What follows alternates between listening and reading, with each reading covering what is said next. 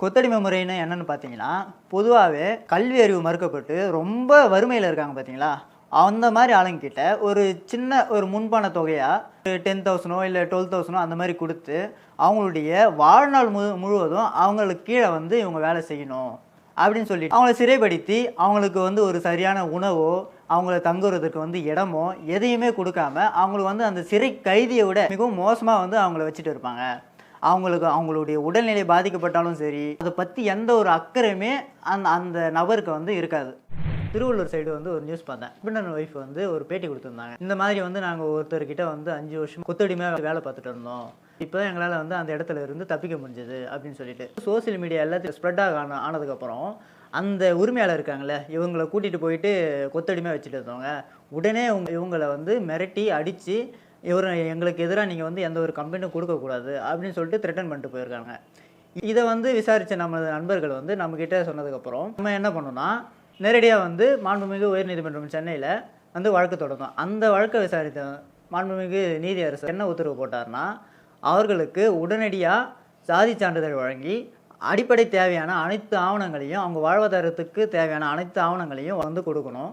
Plus இந்த மாதிரி கொடுமைப்படுத்திய நபர் மீது 3 மாதத்தில் வந்து நடவடிக்கை எடுத்துட்டு குற்றப்பத்திரிக்கை வந்து தாக்கல் செய்யணும்னு சொல்லிட்டு உத்தரவு போட்டாங்க. இந்த கொத்தடிமை முறை இருக்கு இல்லையா, இதை ஒழிக்கிறதுக்காக கவர்மெண்ட் வந்து 1976ல் தி பாண்டட் லேபர் அபாலிஷன் ஆக்ட் அந்த ஆக்டை வந்து கொண்டு வந்துட்டான்.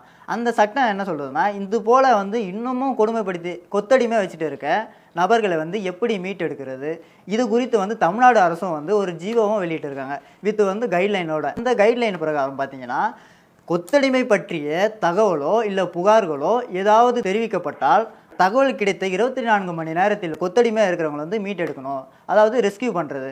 அவங்க ரெஸ்கியூ பண்ணதுக்கப்புறம் அவங்கள விசாரித்து அவர்களுக்கான நிவாரணத் தொகை இப்போ வந்து தமிழ்நாடு அரசு எவ்வளோ கொடுத்துருக்காங்க பார்த்தீங்கன்னா 30,000 வந்து அவங்கள மீட்டெடுத்த உடனேயே அவங்களுக்கான மீட்டெடுத்ததுக்கான சர்டிஃபிகேட்டும் ப்ளஸ் இந்த நிவாரணத் தொகை அவங்களுக்கு வந்து கொடுத்துடணும். 24 ஹவர்ஸில் அவங்கள கொத்தடிமை வச்சுட்டு இருக்கிற நபர் மீதும் எஃப்ஐஆர் பதிவு செய்து ஆக்ஷன் எடுக்கணும். தமிழ்நாடு அரசு மற்றும் ஒன்றிய அரசு பல்வேறு திட்டங்களை வந்து வகுத்திருக்காங்க. அந்த திட்ட பிரகாரம் பார்த்தீங்கன்னா, அவர்களுக்கு வாழ்வாதாரத்துக்கு தேவையான அனைத்து ஆவணங்கள், அதாவது certificates, Aadhaar card, pan card and smart card, voter ID plus 100 நாள் வேலை திட்டம், அது போன்ற வந்து அனைத்து ஆவணங்களையும் வந்து அவங்களுக்கு வந்து தரணும். அவர்கள் வாழ்வாதாரம் மேம்பட அவர்களை ஏதாவது தொழில் செய்ய அவங்க ஆசைப்பட்டாங்கன்னா, இல்லை அவங்க வளர்ச்சிக்காக பல்வேறு கடன் தொகைகளை வந்து ஏற்படுத்தி தருவது, அது போன்ற வந்து பல திட்டங்களை வந்து தமிழக அரசு கொண்டு வந்துள்ளது.